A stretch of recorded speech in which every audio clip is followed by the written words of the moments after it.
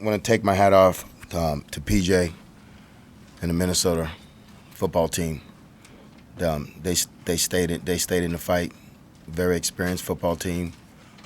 We had to execute on all three phases of the game. We had to win the second quarter and the third quarter. We talked about that. That didn't get done.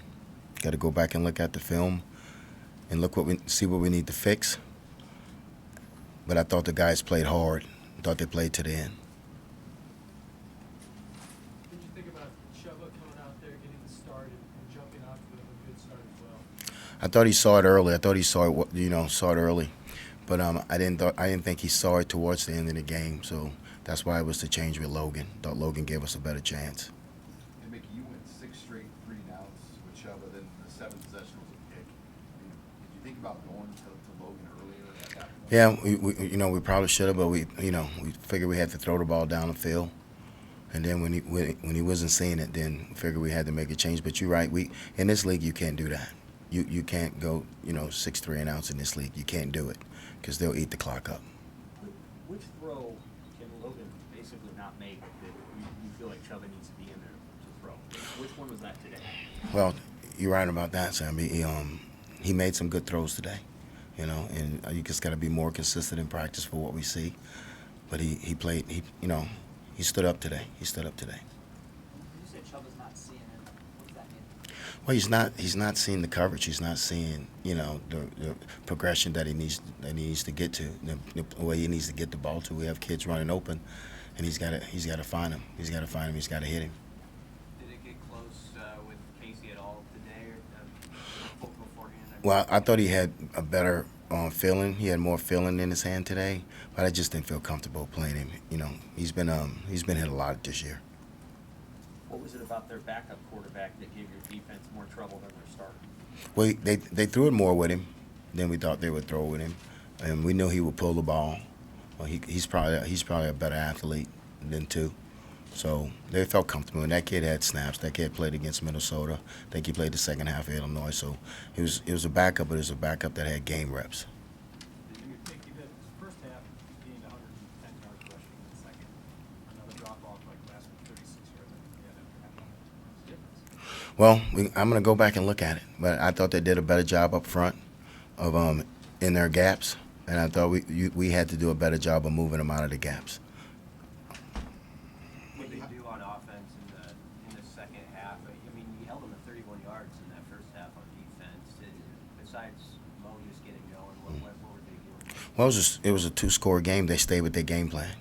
I mean, when you play a team like that, you got to really get a 3 scores up on them before they can change their game plan. It's a 2-score. They're comfortable. They're going to continue to do it. Just like the old like we said, it was a wishbone offense. So they was going to stick with their game plan as long as it was a 2-score game because it was in reach.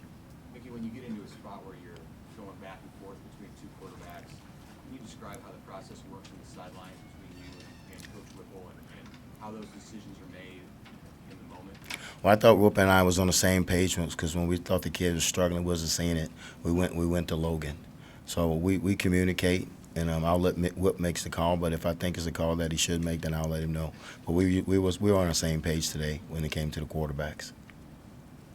Only 31 yards for Minnesota in the first half. What did you think of the Huskers' defense? They played lights out. I thought the defense played lights out throughout the whole game. They gave us a chance to win. Was their 2 long passes were actually against the wind. It looked like one on Hartzog. Maybe he thought the ball was going to sail and maybe come to.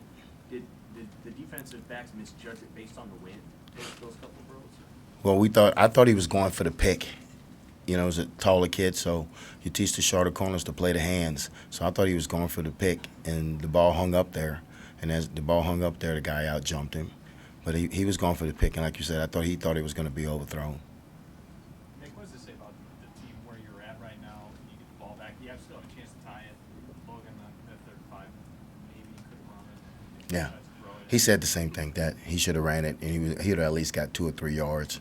But he said the same thing. We thought he should have ran the ball. Use your feet right there. And then the fourth down play, he had arguably the best player catching. Yes, he's got to grab that.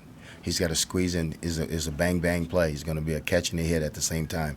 He's been in those situations before. We expect him to catch those balls. Is this all part of learning how to win? Yeah, it's part of learning how to win, and it's part of executing. You got to execute in this league.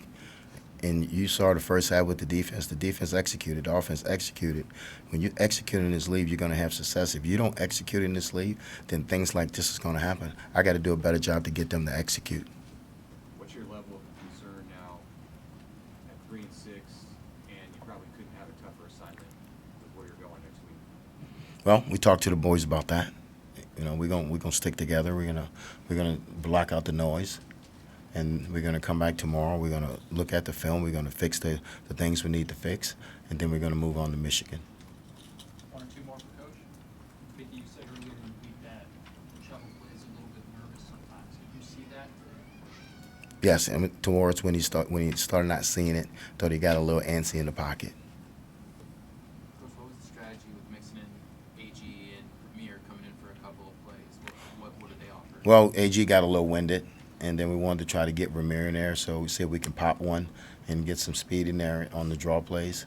So when AG got winded, we just thought we should go to Ramir right there. Anything else? Okay, thank you. Thank you, guys.